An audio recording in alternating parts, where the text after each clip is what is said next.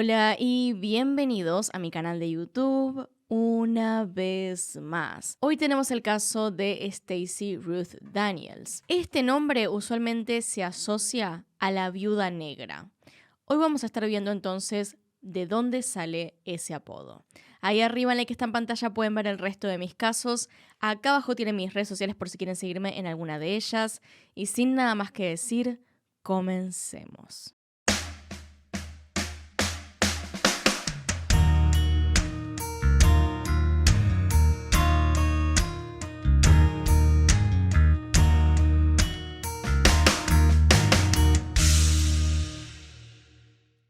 Stacey Ruth Daniels nació el 24 de junio de 1967, siendo hija de Jerry Daniels y Judy Eaton. Se crió en el norte del estado de Nueva York, en Syracuse. Su madre la describió en varias ocasiones como una niña valiente y muy curiosa. En 1985, cuando Stacey tenía 17 años, conoció a Michael Wallace, a quien describió en varias ocasiones como el amor de su vida. Mike fue descrito como un hombre carismático, sociable y divertido, al que le gustaba ser el alma de la fiesta, del cual Stacey se enamoró a primera vista. Según sus allegados, la química entre los dos jóvenes fue inmediata. Se veían como una pareja ideal y muy feliz, por lo que a nadie le sorprendió que el 7 de abril de 1990, a unos 5 años de su primera cita, los dos jóvenes se casaran, apenas salidos de la secundaria. Contrajeron matrimonio mientras ella se encontraba embarazada. Su hija mayor, Ashley, nació en 1988. Un año después de la boda, en 1991, nacería Bree, su segunda hija. La joven familia de 4 parecía ser para todos sus conocidos estable y feliz, llena de amor aunque tuvieran problemas con el dinero. Si bien tanto Stacey como Mike trabajaban a tiempo completo, la plata no parecía ser suficiente como para ahorrar o tener la posibilidad de darse los gustos que deseaban. Esto no pareció significar un problema hasta un tiempo después. Tras 8 años de casados, el matrimonio de los Wallace comenzó a mostrar señales de tener problemas. La falta de dinero se hacía cada vez más notoria. El amor entre la pareja ya no parecía suficiente para ignorar otros asuntos, como sus turnos completamente opuestos en el trabajo. Stacey trabajaba en el día en una oficina de envíos de ambulancia y Mike de noche como mecánico, aunque no era lo único que los había distanciado. Según lo que Stacey declaró en varias ocasiones, los problemas de alcoholismo y consumo de drogas de su esposo eran terribles, algo que vale aclarar, ningún otro familiar o conocido de Mike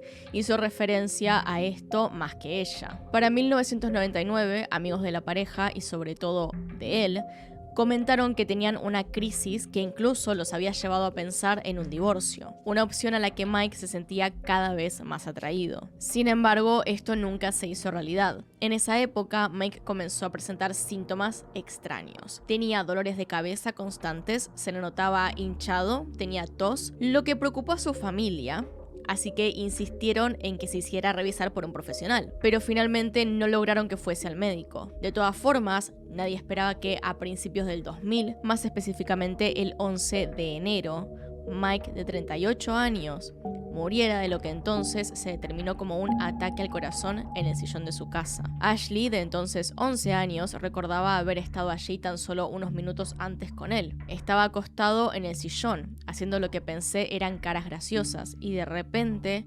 levantó uno de sus brazos en el aire, puso el otro a su lado y después sus brazos cayeron. Ese fue su testimonio más tarde. Ashley abandonó la casa familiar con su padre aún vivo para ir a buscar a su hermana Bree de la escuela. Para cuando ambas niñas volvieron, su padre ya estaba muerto. Era la primera tragedia de Ashley, pero no la última que rodearía a ella o a su familia. Tras la muerte de Mike, Stacey hizo todo para que sus hijas fuesen felices. Por ejemplo, las llevó a Disney para alegrarlas un poco, aunque sea. Pero también se aseguró de cuidarlas, de hacer su hogar algo divertido e incluso, cuando debía trabajar más para mantenerlas, se aseguraba de tener momentos para las 3 en donde se divirtieran juntas. Con más responsabilidades que antes en su familia, Stacey cambió de trabajo durante el 2001, comenzando como jefa de oficina en Liverpool Heating and Air Conditioning, una empresa de David Castor. David, a diferencia de Michael, fue descrito como un hombre centrado, un tanto tímido, que disfrutaba de estar en su casa y que, según declaró Stacey, le hacía sentir muy segura. No sabemos cómo es que la relación se desarrolló entre ellos, ellos, pero en agosto de 2003 Stacy y David se casaron. Ella tomó su apellido y se mudó junto a sus 2 hijas a la casa de su nuevo esposo,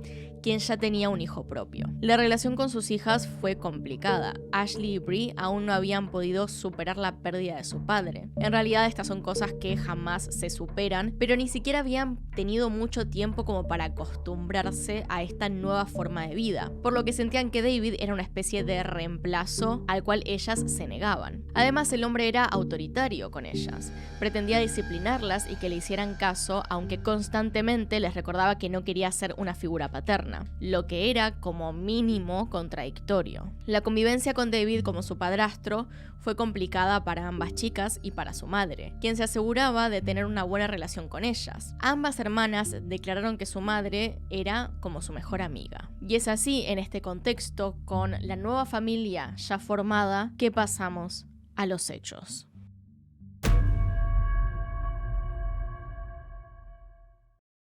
En este caso es complicado definir los hechos. Podríamos enfocarnos tan solo en el ataque a Ashley, pero creo que este no puede entenderse sin antes hacer referencia a la investigación que comenzó en 2007. Vayamos por partes. Lo último que dijimos fue que en 2003 Stacy se había casado con David Castor, tomando su apellido y mudándose con él, quien a su vez no tenía una muy buena relación con sus hijas, haciendo un poco tensa la convivencia familiar. La verdad es que esta situación no se extendió durante demasiado tiempo, ya que el 22 de agosto de 2005, a tan solo unos días de haber cumplido 2 años de casados, David falleció.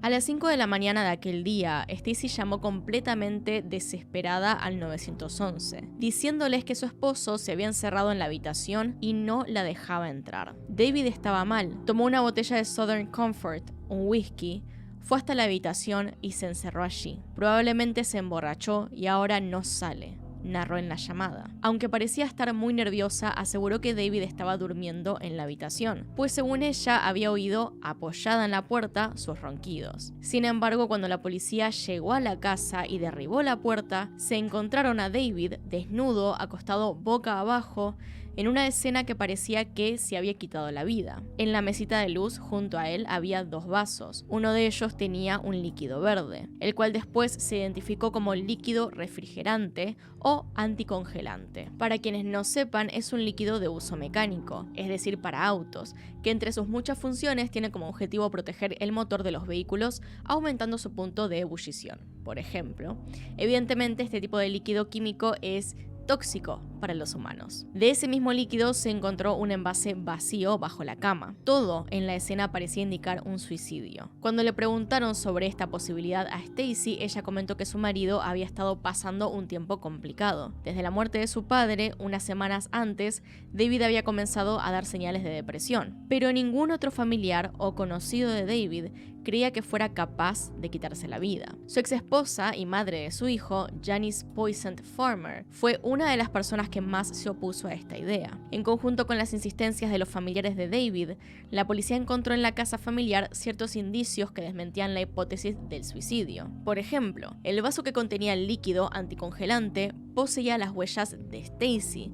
Además, encontraron en la basura de la cocina una pipeta para rellenar pavos que en su interior tenía rastros del mismo líquido verde y del otro ADN, de David. La policía de Onondaga, ciudad de Nueva York donde vivían, se convenció que aquello no era un suicidio cuando se reveló el testamento de David, donde este dejaba todo su dinero, $300,000, a Stacy y sus hijas, ignorando a su propio hijo, lo cual es realmente extraño a menos de que odiara a su hijo, que no era el caso, por supuesto. Con cada vez más evidencia contra la idea de un suicidio, la policía decidió investigar más sobre Stacy. Encontraron que su primer esposo, Mike, había fallecido en una situación igual de extraña, y que su esposa entonces había cobrado la póliza de un seguro de vida de $38,000. Para septiembre de 2007, el investigador a cargo del caso, Spinelli, consiguió la orden judicial para exhumar el cuerpo de Mike, buscando similitudes con el caso de David. Para sorpresa de todos, un estudio toxicológico dio como resultado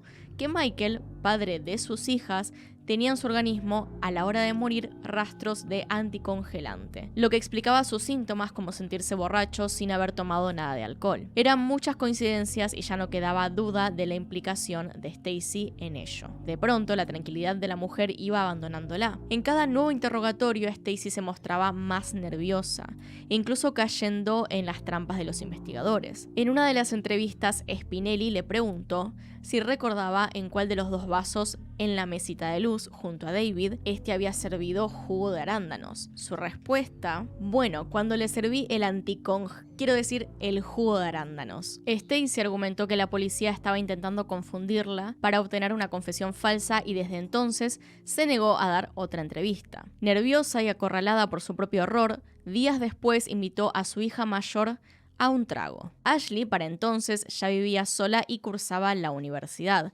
Tenía 20 años y aún mantenía con su madre la misma relación cercana que habían tenido toda su vida, por lo que era lógico que se apoyaran mucho más cuando acababan de enterarse que Mike había sido envenenado. Para Ashley, aquel era un momento para estar juntas. Se sentía casi orgullosa de poder compartir un trago con su madre. Recordemos aparte que la edad legal para tomar en Estados Unidos es 21 años. Era especial también teniendo en cuenta entonces que era la primera vez que ambas tomaban alcohol juntas, como adultas. Así que sin dudarlo fue a la casa familiar y comenzaron a tomar un poco. Aunque casi de forma inmediata, ella empezó a sentirse cansada, por lo que volvió a su departamento temprano con la propuesta de su madre de reunirse para seguir conversando y tomando al día siguiente. Y así fue. Hija y madre se reunieron al día siguiente en casa de la mayor y esta preparó cócteles para ambas.